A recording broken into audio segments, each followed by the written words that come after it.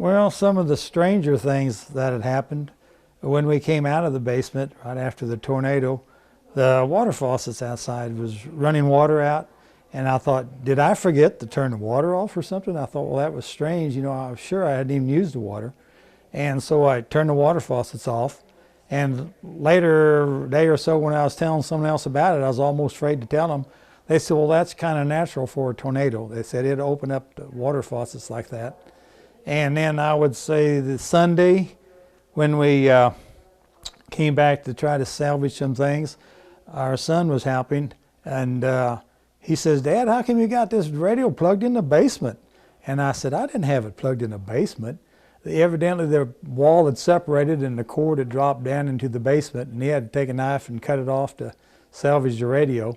And another strange thing was I had bought some new jumper cables, and I had in the pickup, they were new, and I thought, well, I could surely get them out, and it was totally destroyed.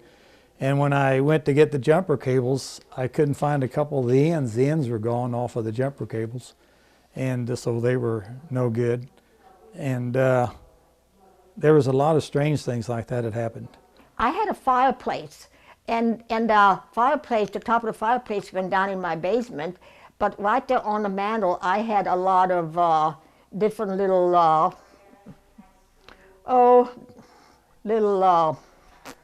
globes and stuff like that.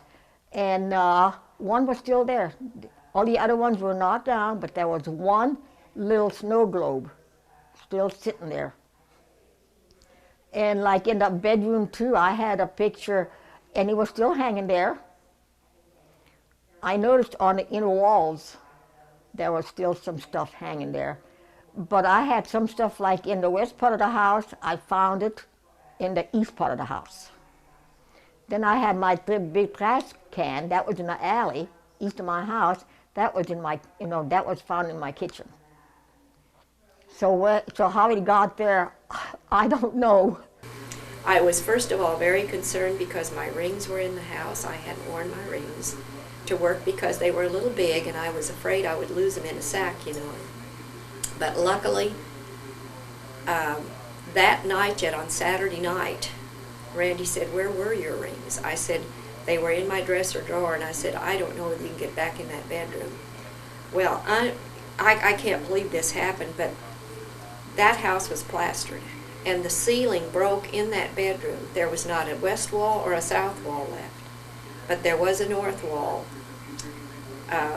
When my dresser was setting up against that north wall, the ceiling had broken, and part of it was hanging right down in front of that dresser. Everything was still in it. It was really scratched, but I could get my rings. In fact, he found them that's Saturday night or Sunday morning early.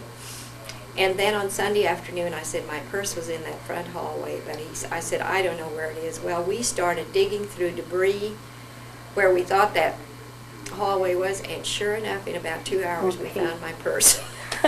It was underneath all kinds of insulation and bricks and rock and everything else. But we found it, because I thought, you carry your whole life in your purse, Mm-hmm.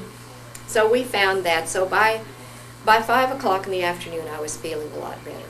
We saved, the only antique I have left is that mirror hanging on the wall. It was on the wall in our dining room.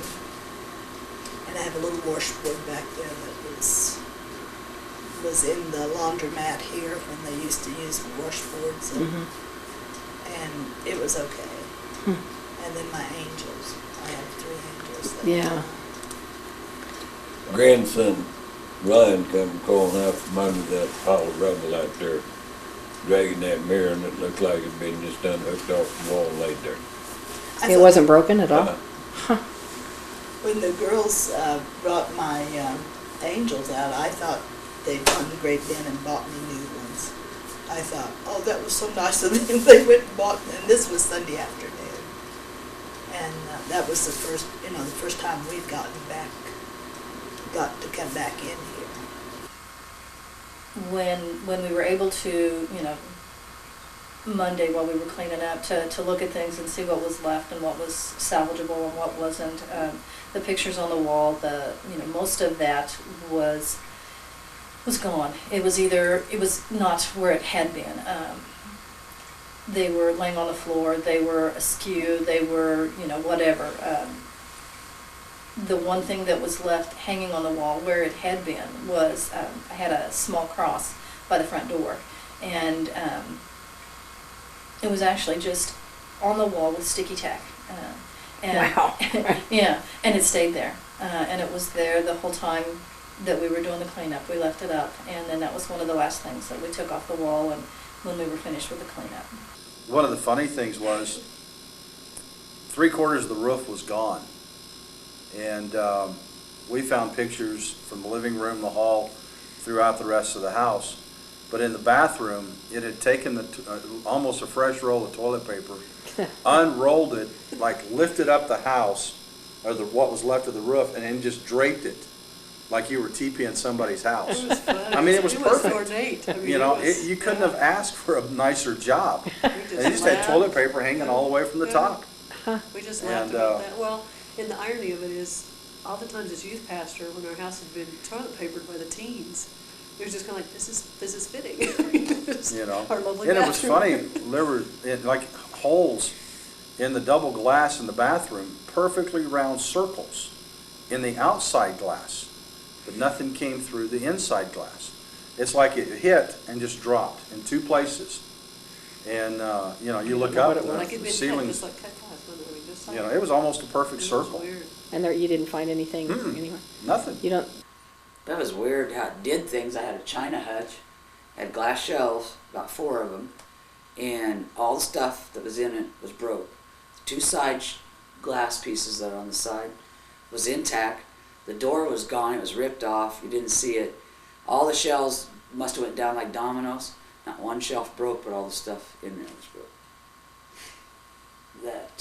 That, Grandma's clock made it. It was on the west wall, right next to the picture. Say that was the picture window. It was right here on a shelf, all by itself, and it made it. And we went back, and I remember telling Mom when we met up about 3:30 in the morning. Then I remember sitting there, and I told Mom, I said, "Well, one thing that's gone, I can guarantee you," I said, "is Grandma's clock." And my grandma, I believe, got it from her grandma, so it's pretty old. And I said, I just know that's gone. And Mom, she was quiet, Of course, I'm thinking, I think everything's gone, But in the dark, I had no idea what really wasn't on. And 2 days, I think not the next day, but the next day, we found it, and I couldn't believe it. But we found the clock first, and I just kind of turned my head because I just knew it'd be in pieces. It was under all this debris by that picture window, underneath a recliner type thing. All that was tore. The recliners were just tore apart. And we found the clock, and the horse is just kind of plastic. There's not even an ear on it broke. no kidding. No, there's not a mark on it, not even a scratch. Yeah, Isn't that amazing? it is. And it was on that west wall. And on the other wall where I was telling you about that beveled glass is that crucifix in the hallway. I was thinking that was you. The And I crucifix had was still there. wallpaper everywhere in the living room. There wasn't any. It took the wallpaper from right behind it, and it's gone. But the crucifix still hung. But it was, the beveled glass was like here in the front door, and it was just like on this little wall here, and it was still And the there. wallpaper behind it was gone? Gone. All the wallpaper in my living room and stuff was gone. Yeah, just like it, just like sucked it off the wall. Yeah, it was really weird.